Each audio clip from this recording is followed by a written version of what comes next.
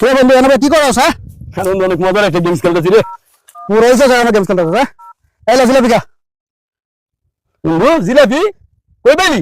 আরে আমার সঙ্গে মসজিদে মিলা করে দিতেছে তো ভাবলাম তাহলে একটা লয়ে যাই লয়ে এলাম খা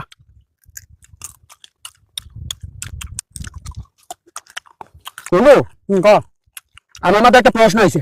কি প্রশ্ন ক যে বন্ধু এই জিলাপিটা মাইয়া না পোলা রে?